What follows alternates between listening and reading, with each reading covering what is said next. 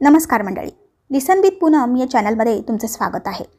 तर मंडळी, आज आपण या व्हिडिओमधून जाणून घेणार आहोत की कोणते 4 लोक महाभारताचं युद्ध पाहत होते पण कोणत्याही प्रकारे त्या युद्धात सहभागी नव्हते।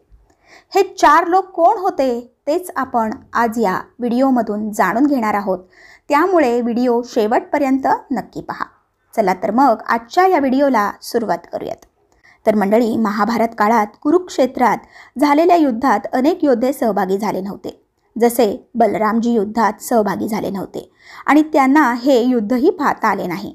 पण युद्धात प्रत्यक्ष सहभागी न झालेले 4 लोक कोणते होते तेच आपण आज या व्हिडिओमधून जाणून घेणार आहोत, त्यामुळे व्हिडिओ शेवटपर्यंत नक्की पहा। तर मंडळी, पहिला व्यक्ती जो होता तो होता संजय।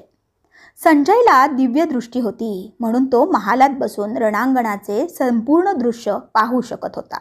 अंध धृतराष्ट्राने महाभारत युद्धाचा प्रत्येक भाग संजयच्या आवाजातून ऐकला। धृतराष्ट्राला युद्धाचे ज्वलंत वर्णन सांगण्यासाठी व्यास मुनींनी संजयला दिव्य दृष्टी दिली होती। संजयचे वडील विणकर होते, म्हणून त्यांना सुताचा मुलगा मानले जात असे। त्यांच्या वडिलांचे नाव गवल्यगण होते।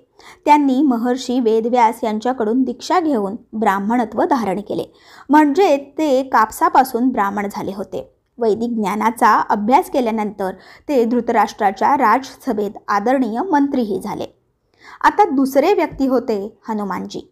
श्रीकृष्णांच्या आज्ञेनुसार हनुमानजींनी कुरुक्षेत्राच्या युद्धात सूक्ष्म रूपात रथावर स्वार केले। यामुळेच त्यांचा रथ प्रथम भीष्म व नंतर कर्णाच्या हल्ल्यापासून सुरक्षित राहिला, अन्यथा कर्णाने उशिरा का होईना रथाचा नाश केला असता। रथावर बसून हनुमानजींनी केवळ गीता ऐकली नाही तर युद्धही पाहिले।